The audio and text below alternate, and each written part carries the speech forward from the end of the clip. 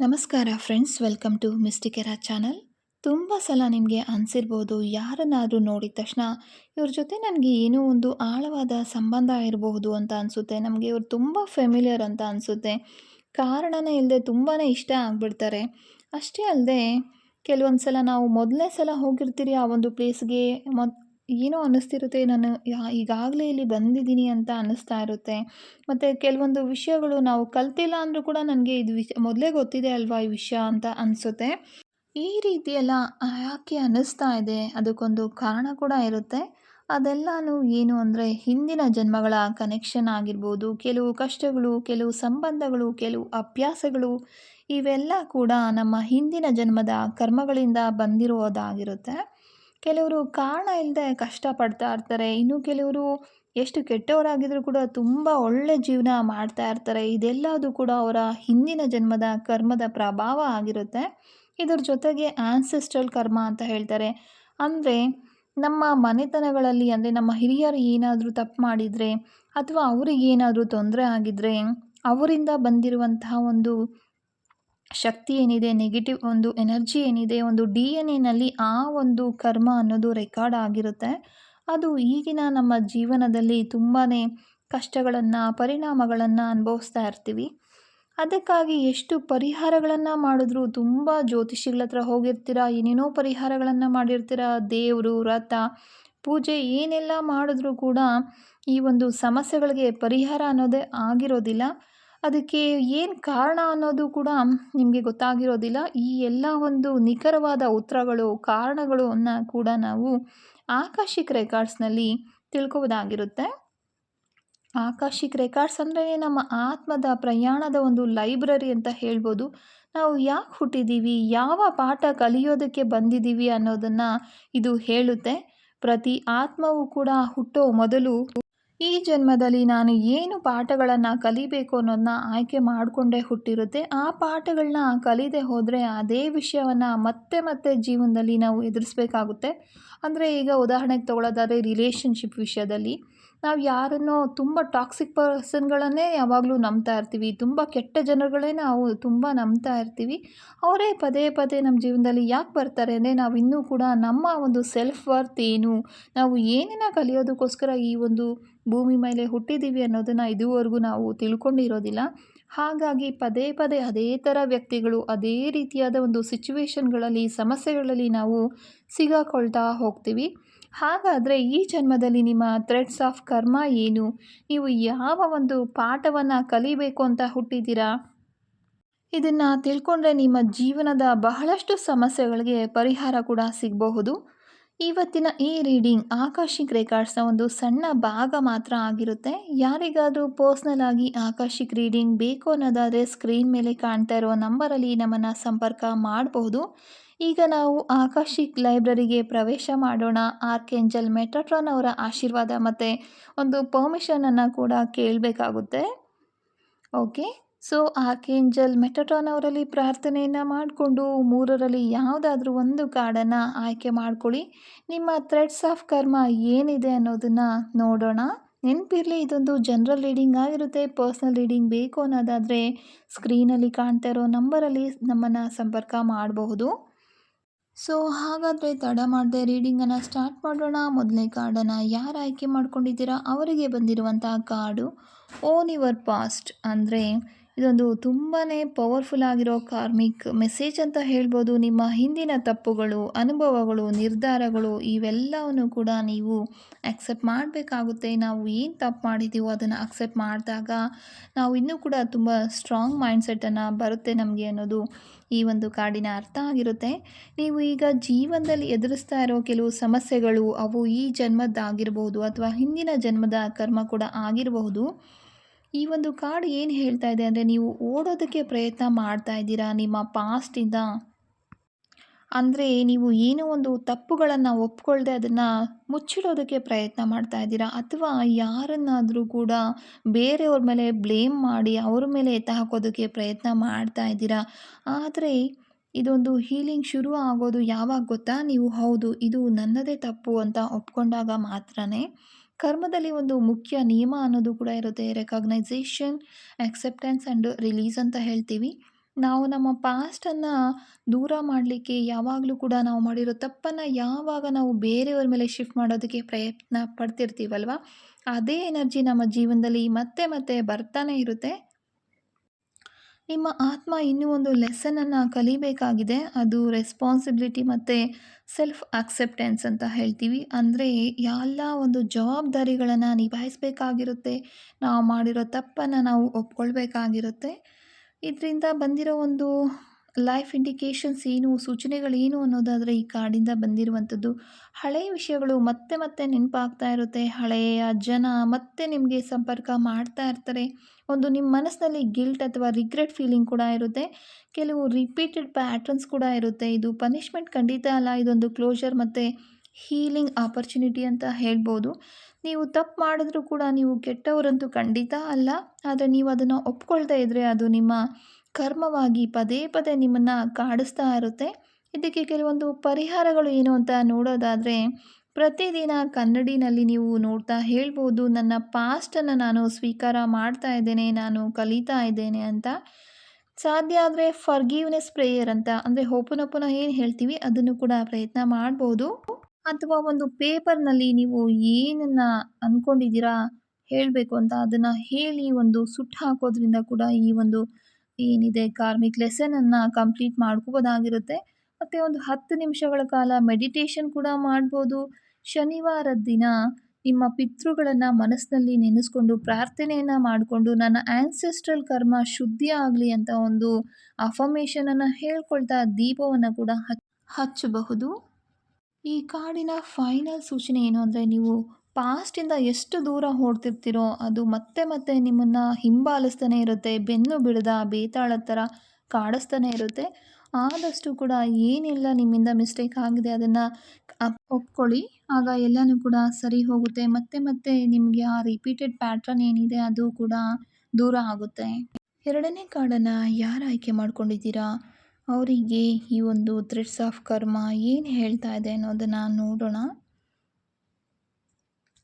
ಎರಡನೇ ಕಾರ್ಡನ್ನು ಆಯ್ಕೆ ಮಾಡ್ಕೊಂಡಿರೋರಿಗೆ embrace both light and dark, ಅಂದರೆ ನಿಮ್ಮೊಳಗಡೆ ಬೆಳಕು ಇದೆ, ಕತ್ಲೆ ಕೂಡ ಇದೆ. ಎರಡನ್ನೂ ಕೂಡ ಸಮವಾಗಿ ನಾವು ನಿಭಾಯಿಸಿದಾಗ ಮಾತ್ರ ಈ ಒಂದು ಎನರ್ಜಿ ಅನ್ನೋದು ಉಳಿಯುತ್ತೆ.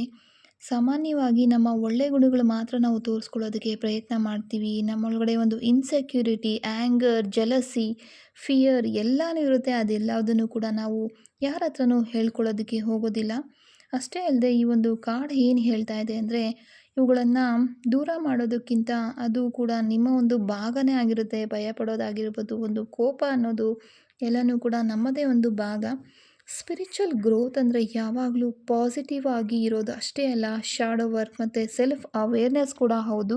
ಅಂದರೆ ನೀವು ಯಾವಾಗ ನಿಮ್ಮ ಒಳ್ಳೆ ಗುಣಗಳನ್ನು ಮಾತ್ರ ಹೇಳ್ತಾ ಇರ್ತೀರಾ ಬೇರೆಯವ್ರ ಮುಂದೆ, ನಿಮ್ಮನ್ನು ನೀವು ಆಕ್ಸೆಪ್ಟ್ ಮಾಡ್ಕೊಳ್ಳೋದಿಲ್ಲ. ನಮಗೆ ಕೋಪ ಬರುತ್ತೆ ಅನ್ನೋದನ್ನು ನೀವು ಯಾವತ್ತೂ ಅರ್ಥ ಮಾಡ್ಕೊಳ್ಳೋದೇ ಇಲ್ಲ. ನನಗೆ ಹೊಟ್ಟೆ ಕಿಚ್ಚಾಗ್ತಾ ಇದೆ, ಸೊ ಭಯ ಆಗ್ತಿದೆ, ಇದೆಲ್ಲದನ್ನು ನಾವು ಯಾವಾಗ ಅಕ್ಸೆಪ್ಟ್ ಮಾಡೋದಿಲ್ಲ ನೋಡಿ, ಅದುವರೆಗೂ ಕೂಡ ಅದು ನಮಗೆ ಮತ್ತೆ ಮತ್ತೆ ರಿಪೀಟೆಡ್ ಆಗಿ ಒಂದು ಸ್ಟ್ರಾಂಗ್ ಆಗಿರೋ ಒಂದು ಭಯ ನಮ್ಮನ್ನು ಕಾಡ್ತಾ ಇರುತ್ತೆ.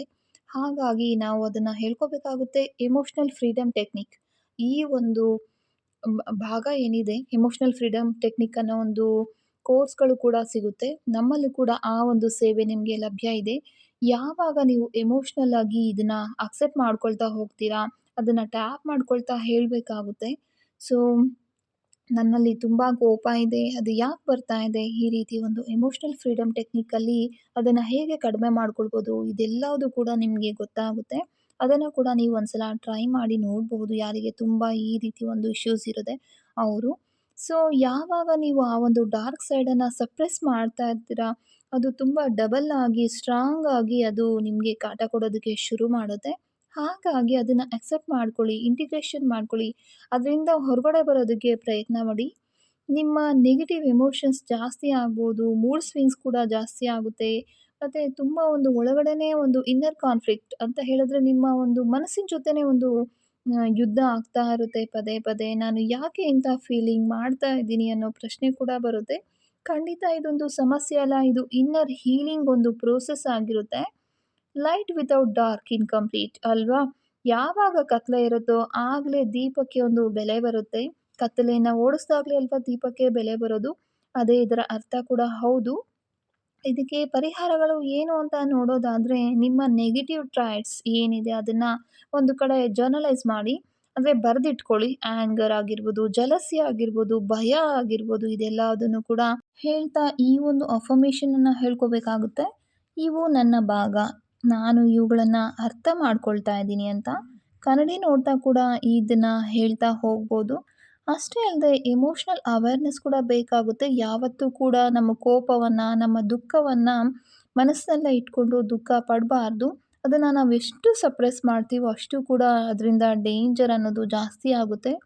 ಮತ್ತು ಒಂದು ವೈಟ್ ಲೈಟನ್ನು ಇಮ್ಯಾಜಿನ್ ಮಾಡಿಕೊಂಡು ಒಂದು ಸ್ಲೋಲಿ ಅದು ನಿಮ್ಮ ಒಂದು ಬಾಡಿಲಿ ಎಂಟರ್ ಆಗ್ತಾ ಇದೆ. ಎಲ್ಲ ಒಂದು ನಿಮ್ಮ ಒಂದು ಕೋಪ ಏನಿದೆ, ನಿಮ್ಮ ಫೀಲಿಂಗ್ಸ್ ಇದೆ, ಸೊ ನೆಗೆಟಿವ್ ಫೀಲಿಂಗ್ಸ್ ಏನೇನಿದೆ ಅದೆಲ್ಲ ಕೂಡ ಹೀಲ್ ಮಾಡ್ತಾ ಇದೆ ಅನ್ನೋದನ್ನ ಕೂಡ ನೀವು ಇಮ್ಯಾಜಿನ್ ಮಾಡ್ಕೊಳ್ಳೋದ್ರಿಂದ ಬಹಳಷ್ಟು ಸಮಸ್ಯೆಗಳು, ಒಂದು ಮಾನಸಿಕ ಸಮಸ್ಯೆಗಳು ಇದೇನಿದೆ ಅದೆಲ್ಲನೂ ಕೂಡ ಕಡಿಮೆ ಆಗುತ್ತೆ. ನಿಮ್ಮ ಮೈಂಡ್ನಲ್ಲಿರೋ ಒಂದು ನೆಗೆಟಿವ್ ಥಾಟ್ಸ್ ಏನಿದೆ ಅದೆಲ್ಲದನ್ನು ಕೂಡ ಒಂದು ಲಿಸ್ಟ್ ಮಾಡ್ಕೊಳ್ಳಿ. ಅದನ್ನು ನಂತರ ಸುಟ್ಟು ಹಾಕ್ಬಿಡಿ. ಅದರಿಂದ ಕೂಡ ಬಹಳಷ್ಟು ಒಂದು ನೆಗೆಟಿವ್ ಥಾಟ್ಸ್ ಎಲ್ಲ ಕೂಡ ಹೊರಗಡೆ ಹೋಗುತ್ತೆ ನಿಮ್ಮ ಮನಸ್ಸಿಂದ. ನಿಮ್ಮ ಡಾರ್ಕ್ ಸೈಡ್ ಟ್ರಿಗರ್ ಆಗೋ ಸಿಚುವೇಶನ್ಸ್ ಏನೇನಿದೆ, ಕೋಪ ಬರುವಂಥ ಸಿಚುವೇಶನ್ಸ್ ಆಗಿರ್ಬೋದು, ಭಯ ಪಡುವಂಥ ಸಿಚುವೇಶನ್ ಆಗಿರ್ಬೋದು, ಅದು ಸಾಧ್ಯವಾದಷ್ಟು ಕೂಡ ಅವಾಯ್ಡ್ ಮಾಡಿ. ಯಾವತ್ತೂ ಕೂಡ ಪರ್ಫೆಕ್ಟ್ ಆಗಬೇಕು ಅಂತ ಪ್ರಯತ್ನ ಮಾಡೋದಕ್ಕೆ ಹೋಗಬೇಡಿ. ಕಂಪ್ಲೀಟ್ ಆಗೋದಕ್ಕೆ ಪ್ರಯತ್ನ ಮಾಡಿ. ನಿಮ್ಮೊಳಗಡೆ ಇರೋ ಒಂದು ಬೆಳಕು, ಕತ್ತಲೆ ಎರಡೂ ಸೇರಿದಾಗಲೇ ನಿಮ್ಮ ನಿಜವಾದ ಶಕ್ತಿ ಆಗುತ್ತೆ, ನಿಜವಾದ ನೀವಾಗ್ತೀರಾ ಅನ್ನೋದು ಈ ಒಂದು ಕಾರ್ಡಿನ ಅರ್ಥ ಆಗಿದೆ. ಮೂರನೇ ಕಾರ್ಡನ್ನು ಯಾರು ಆಯ್ಕೆ ಮಾಡ್ಕೊಂಡಿದ್ದೀರಾ ಅವ್ರಿಗೆ ಬಂದಿರುವಂಥ card let the truth set you free. ಅಂದರೆ ನಿಜವನ್ನು ಸ್ವೀಕಾರ ಮಾಡಿದಾಗ ಮಾತ್ರ ನೀವು ಮುಕ್ತರಾಗ್ತೀರಾ, ಫ್ರೀ ಆಗ್ತೀರಾ ಅನ್ನೋ ಒಂದು ಅರ್ಥ ಆಗಿದೆ. ಬಹಳ ಸಲ ನಮಗೆ ಸತ್ಯ ಗೊತ್ತಿದ್ರೂ ಕೂಡ ನಾವು ಅದನ್ನು ಒಪ್ಕೊಳ್ಳೋದಿಲ್ಲ. ನಮ್ಮನ್ನೇ ನಾವು ಮೋಸ ಮಾಡ್ಕೊಳ್ತಾ ಹೋಗ್ತೀವಿ. ಬೇರೆಯವ್ರ ಮುಂದೆ ಫೇಕ್ ರಿಯಾಲಿಟಿ ಮೇಂಟೈನ್ ಮಾಡ್ತಾ ಹೋಗ್ತೀವಿ. ಸತ್ಯದಿಂದ ತಪ್ಪಿಸ್ಕೊಳ್ಳೋದ್ರಿಂದ ಶಾಂತಿ ಖಂಡಿತ ಸಿಗೋದಿಲ್ಲ. ಕರ್ಮದಲ್ಲಿ ಒಂದು ಡೀಪ್ ಕಾನ್ಸೆಪ್ಟ್ ಇದೆ. ಅದು ಏನು ಅಂದರೆ ಇಲ್ಯೂಷನ್, ಅಂದರೆ ಮಾಯೆ.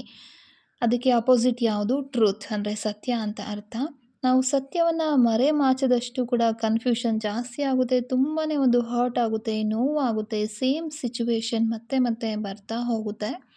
ಸೊ ಅದಕ್ಕೆ ಒಂದು ಸೂಚನೆ ಏನು ಈ ಕಾರ್ಡಿಂದ ಬಂದಿರುವಂಥದ್ದು ಅಂದರೆ ಹಿಡನ್ ಟ್ರೂತ್ ಹೊರಗಡೆ ಬರಬಹುದು. ರಿಲೇಷನ್ಶಿಪ್ನಲ್ಲಿ ಟ್ರೂತ್ ರಿವೀಲ್ ಆಗಬಹುದು. ಸೆಲ್ಫ್ ರಿಯಲೈಸೇಷನ್ ಆಗ್ಬೋದು. ಮತ್ತು ಆಗಲ್ಲ ಅನ್ನೋ ಒಂದು ಬ್ರೇಕ್ ಡೌನ್ ಕೂಡ ಆಗಬಹುದು ಅನ್ನೋದು. ಸೊ ಈಗ ಪೇನ್ಫುಲ್ ಆಗಿರ್ಬೋದು ನಿಮಗೆ, ಆದರೆ ಇದೊಂದು ಹೀಲಿಂಗ್ ಪಾಯಿಂಟ್. ಹೌದು, ಯಾವುದೇ ಆದರೂ ಒಂದು ಪ್ರೋಸೆಸ್ ಯಾವಾಗ ಒಂದು ಕ್ಯೂರ್ ಆಗ್ತಿರುತ್ತಲ್ವ ಅದು ಸ್ವಲ್ಪ ಪೇನ್ಫುಲ್ ಆಗೇ ಇರುತ್ತೆ. ಸತ್ಯ ಯಾವಾಗಲೂ ಈಸಿ ಆಗಿರೋದಿಲ್ಲ, ಆದರೆ ಅದು ನಿಮ್ಮ ಆತ್ಮವನ್ನು ಮುಕ್ತಗೊಳಿಸುತ್ತೆ. ನೀವು ತಪ್ಪು ಸಿಚುವೇಶನಲ್ಲಿದ್ದೀರಾ ಅಥವಾ ನೀವು ನಿಮ್ಮನ್ನೇ ತಪ್ಪು ನಂಬಿಕೆಗಳಲ್ಲಿ ಹಿಡ್ಕೊಂಡಿದ್ದೀರಾ, ಈಗ ಒಂದು ರಿಯಾಲಿಟಿ ನೋಡೋ ಸಮಯ ಬಂದಿದೆ. ನಾನು ಸತ್ಯವನ್ನು ನೋಡುವ ಧೈರ್ಯ ಹೊಂದಿದ್ದೇನೆ ಅನ್ನೋ ಒಂದು ಅಫರ್ಮೇಷನನ್ನು ಹೇಳ್ಕೋಬೋದು ಅಥವಾ ಬರಿತಾ ಇರಬಹುದು. ಆಗ ನಿಮ್ಮ ಒಂದು ಸತ್ಯದ ಪವರ್ ತುಂಬ ಇನ್ಕ್ರೀಸ್ ಆಗುತ್ತೆ. ಮತ್ತು ನಿಮ್ಮ ಮನಸ್ಸಿನ ಮಾತುಗಳೇನಿದೆ ಅದನ್ನು ಖಂಡಿತ ಸಪ್ರೆಸ್ ಮಾಡೋದಕ್ಕೆ ಹೋಗಬೇಡಿ. ಆದಷ್ಟು ಶಾಂತಿಯಿಂದ, ನೆಮ್ಮದಿಯಿಂದ ಇರೋದಕ್ಕೆ ಪ್ರಯತ್ನ ಮಾಡಿ. ಮತ್ತು ಥರ್ಡ್ ಐ ಮೇಲೆ ಫೋಕಸ್ ಮಾಡಿ. ಅಂದರೆ ಒಂದು ಅರ್ಚನಾ ಚಕ್ರ ಏನಿದೆ ಅದನ್ನು ಫೋಕಸ್ ಮಾಡಿ ಮೆಡಿಟೇಷನ್ ಮಾಡೋದ್ರಿಂದ ಕೂಡ ಒಂದು ವೈಟ್ ಲೈಟನ್ನು ವಿಶ್ವಲೈಸ್ ಮಾಡಿ ಸೊ ಹಾಗಾಗಿ ಒಂದು ಕ್ಲಾರಿಟಿ ಅನ್ನೋದು ನಿಮ್ಮ ಲೈಫಲ್ಲಿ ಬರುತ್ತೆ. ಅದನ್ನು ಬಿಟ್ಟು ಏನು ಸತ್ಯ ಇದೆ ಅದನ್ನು ಅಕ್ಸೆಪ್ಟ್ ಮಾಡ್ಕೊಳ್ಳಿ. ರಿಸಲ್ಟ್ ಮೇಲೆ ಜಾಸ್ತಿ ಅಟ್ಯಾಚ್ಮೆಂಟ್ ಮಾಡ್ಕೊಳ್ಳೋದಕ್ಕೆ ಹೋಗಬೇಡಿ. ಸ್ವಲ್ಪ ಅದನ್ನು ದೂರ ಮಾಡಿ. ನಿಮ್ಮ ಲೈಫ್ನಲ್ಲಿ ಫಾಲ್ಸ್ ಸಿಚುವೇಶನ್ ಇದ್ದರೆ ಅದನ್ನು ಕರೆಕ್ಟ್ ಮಾಡೋದಕ್ಕೆ ಸ್ಟೆಪ್ ತಗೊಳ್ಳೋದು ತುಂಬಾ ಇಂಪಾರ್ಟೆಂಟ್. ಈ ಕಾರ್ಡ್ ನಿಮಗೆ ಹೇಳೋದು ಸತ್ಯದಿಂದ ಓಡಬೇಡ, ಅದನ್ನು ಎದುರಿಸು ಅನ್ನೋ ಒಂದು ಧೈರ್ಯವನ್ನು ನೀಡ್ತಾ ಇರುವಂಥದ್ದು. ಸತ್ಯ ನಿಮಗೆ ತಕ್ಷಣಕ್ಕೆ ನೋವು ಕೊಡ್ಬೋದು, ಆದರೆ ಅದು ನಿಮಗೆ ಸ್ವಾತಂತ್ರ್ಯವನ್ನು ಕೊಡುತ್ತೆ. ಸೊ ಈ ಎಲ್ಲ ಒಂದು ಸಿಚುವೇಶನ್ಸ್ ನೀವು ಏನು ನೋಡ್ತಾ ಇದ್ದೀರಾ ಅದು ನಿಮ್ಮ ಒಂದು ಪಾಸ್ಟ್ ಲೈಫಿಂದ ಬಂದಿರುವಂಥ ಕರ್ಮಗಳಾಗಿರುತ್ತೆ. ಇದೆಲ್ಲ ಒಂದು ಥ್ರೆಡ್ಸ್ ನಿಮಗೆ ಕನೆಕ್ಟ್ ಆಗಿರೋದ್ರಿಂದನೇ ನಿಮ್ಮಲ್ಲಿ ಈ ರೀತಿ ಒಂದು ಶಾಡೋ ಟ್ರೈಟ್ಸ್ ಇರುವಂಥದ್ದು, ಆ ಒಂದು ಗುಣಗಳು ಇರುವಂಥದ್ದನ್ನು ನಾವು ಕಾಣ್ಬೋದಾಗಿರುತ್ತೆ. ಇವತ್ತಿನ ರೀಡಿಂಗ್ ನಿಮಗೇನಾದರೂ ರೆಸೊನೇಟ್ ಆಯಿತು ಅನ್ನೋದಾದರೆ ಖಂಡಿತ ಕಾಮೆಂಟ್ ಬಾಕ್ಸ್ನಲ್ಲಿ ತಿಳಿಸಿ. ನೀವು ಯಾವ ಕಾರ್ಡನ್ನು ಆಯ್ಕೆ ಮಾಡ್ಕೊಂಡಿದ್ದೀರಾ ಅನ್ನೋದನ್ನು ಕೂಡ ಮೆನ್ಷನ್ ಮಾಡಿ. ಯಾರಿಗಾದರೂ ನಿಮ್ಮ ಜೀವನಕ್ಕೆ ಸಂಬಂಧಪಟ್ಟಂತೆ ಒಂದು ಡೀಪ್ ಕ್ಲಾರಿಟಿ ಬೇಕು ಅಥವಾ ಪರ್ಸನಲ್ ಗೈಡೆನ್ಸ್ ಬೇಕು ಅನ್ನೋದಾದರೆ ಸ್ಕ್ರೀನ್ ಮೇಲೆ ಕಾಣ್ತಾ ಇರೋ ನಂಬರಲ್ಲಿ ನಮ್ಮನ್ನು ಸಂಪರ್ಕ ಮಾಡ್ಬೋದು. ಇಂತಹ ಸ್ಪಿರಿಚುವಲ್ ಗೈಡೆನ್ಸ್ ವಿಡಿಯೋಸ್ ಇನ್ನೂ ಕೂಡ ನೋಡಬೇಕು ಅನ್ನೋದಾದರೆ ಚಾನಲನ್ನು ಸಬ್ಸ್ಕ್ರೈಬ್ ಮಾಡ್ಕೊಳ್ಳೋದನ್ನು ಖಂಡಿತ ಮರಿಬೇಡಿ. ವಿಡಿಯೋ ಇಷ್ಟ ಆಯಿತು ಅಂದರೆ ಲೈಕ್ ಮಾಡಿ, ನಿಮ್ಮ ಫ್ರೆಂಡ್ಸ್ ಜೊತೆ ಶೇರ್ ಮಾಡೋದನ್ನು ಮರಿಬೇಡಿ. ನಿಮ್ಮ ಜೀವನ ನಿಮ್ಮ ಕೈಯಲ್ಲೇ ಇದೆ. ಅದನ್ನು ಸರಿ ದಾರಿಯಲ್ಲಿ ತಗೊಂಡೋಗೋದು, ತಪ್ಪು ದಾರಿಯಲ್ಲಿ ತಗೊಂಡೋಗೋದು ಕೂಡ ನಿಮ್ಮ ಕೈಯಲ್ಲೇ ಇರುತ್ತೆ. ಸೊ ಮತ್ತೊಂದು ಹೊಸ ರೀಡಿಂಗ್ ಜೊತೆ ಮತ್ತೆ ಭೇಟಿಯಾಗೋಣ. ಧನ್ಯವಾದಗಳು. ಶುಭ ದಿನ.